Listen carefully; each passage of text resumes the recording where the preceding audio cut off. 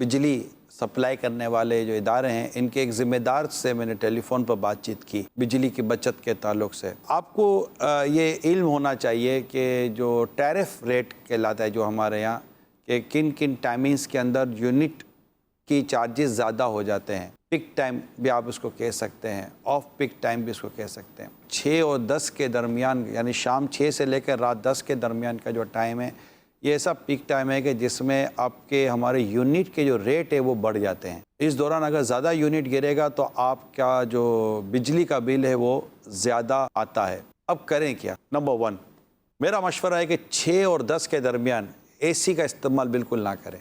ये सोने का टाइम भी नहीं है, ऑफिस टाइम भी ख़त्म हो गया ऑलमोस्ट। ये पहला मशवरा। कहीं एसी यूज़ करना है पूरे दिन में भी तो उसको 26 मैक्सिमम टेम्परेचर पर चलाएं। वो आपको मतलब माहौल बना देगा कि आपको गर्मी नहीं होगी।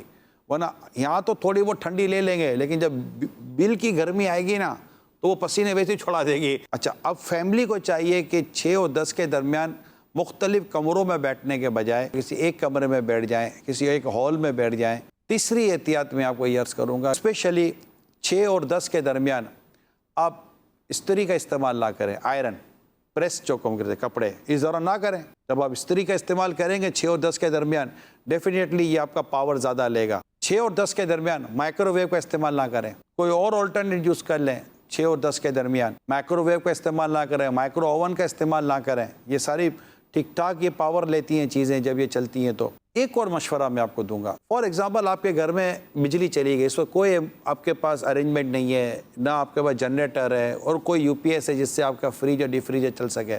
2 घंटे का अमूमन हमारे यहाँ बिजली का अगर ब्रेक डाउन आता है, लोड शेडिंग आती है तो 2 घंटे 3 घंटे फ्रिज हमारे बंद होते नहीं होते। क्या चीज़ ख़राब हो जाती है? नहीं होता। गोश्त ख़राब हो गया या खाना ख़राब हो गया? नहीं होता। अगर आप 6 और 10 के दरमियान अपना डीप फ्रीजर और फ्रिज बंद कर दें घंटे के लिए, 2 घंटे के लिए, 3 घंटे के लिए, तो अब ये इतनी देर तक आपके ये जो यूनिट है ना ये कम गिरेंगे। अच्छा, हम चार्जर लगा कर ही रखते हैं और लाइट जल रही होती है, ये निकाल दें सॉकेट से। पंखों का कम इस्तेमाल, लाइटें भी कम जलेंगी। अच्छा, ज़रूरी नहीं है कि ऐसे टाइम पर ही पानी की मोटर चलानी, तो पानी की मोटर अगर चलानी है तो उसके लिए ज़रूरी नहीं है कि आप शाम को मोटर चलाएं। 6 से 10 मोटर ना चलाएं आप, इसके अलावा किसी और टाइम में मोटर चलाएं। कि ये वो चीज़ें जिस पर आप गौर कर सकते हैं कि आपकी बिजली की बिल में काफ़ी कमी आएगी। पीक टाइम के हवाले से एक बात का ध्यान रखने का मैं मशवरा दूंगा कि मीटर में जो घड़ी है इसको चेक कर लें कि इसमें टाइम सही शो कर रहा है या नहीं। अगर घड़ी का वक्त सही नहीं होगा तो पीक टाइम के अलावा में भी जो पीक टाइम वाले चार्जेस हैं वो लग जाएंगे ना। तो इसके लिए इलेक्ट्रिक कंपनी को कंप्लेन करवा कर टाइम सही करवा लें। अच्छा, पीक टाइम जो है इसका भी आप नोट कर लें कि पीक टाइम नवंबर से मार्च के महीनों में शाम 6 से रात 10 है और अप्रैल से अक्टूबर में 6:30 से 10:30 बजे तक, यानी शाम 6:30 से रात 10:30 बजे तक ये होता है। तो ये मेरी एक कराची के अंदर बिजली सप्लाई करने वाले जो हैं उनसे एक ज़िम्मेदार से जो मेरा मशवरा हुआ था तो उससे ये मैंने मालूमात हासिल की थी। सोलर पर भी एक बातचीत की कि सोलर का क्या करना चाहिए। देखिए, सोलर ये एक कुदरती तौर पर एनर्जी लेकर आपको बिजली सप्लाई करता है, यानी सूरज की रोशनी से ये पावर लेता है और आपके घर में ये बिजली सप्लाई कर रहा होता है। सोलर का पैनल 1 किलोवाट का अगर आप सोलर लगाते हैं, ये बिजली की एक टर्म है, इसकी एक अपनी इस्तिलाह चलती है पावर की।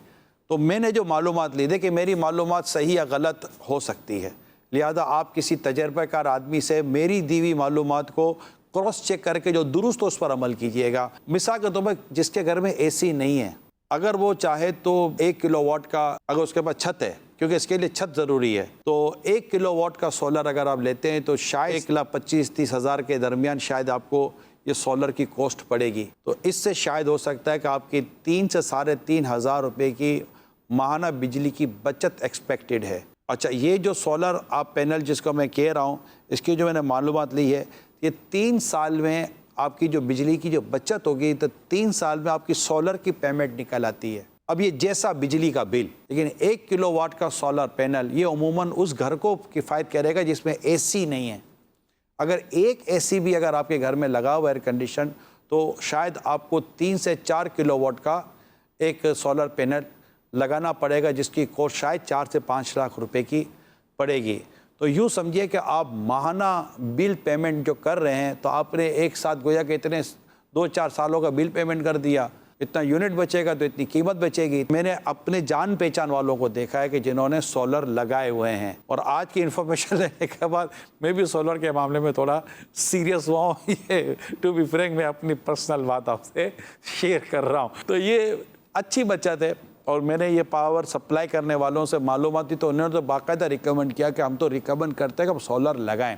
कोशिश करें कि आपके जो यूनिट हैं ये ज़्यादा ना जाएं, कम से कम यूनिट के अंदर गुजार। अगर 700-800 से ऊपर आपके माहाना यूनिट चले जाएंगे और 1000 तक यूनिट आपका चला जाएगा, तो आपका बिजली का बिल ज़्यादा हो जाएगा। जितना कम से कम हो सके अपने यूनिट जलाएं। इसलिए मीटर रीडिंग को ज़रूर देखें। अगर गौर करेंगे तो इंशाल्लाह उम्मीद है कि आपको अपने बजट को मेंटेन करके, उसको मैनेज करके आप अपनी इस मौजूदा आमदनी में इस तरह घर चला सकते हैं कि आप इंशाल्लाह पुरसुकून रहें।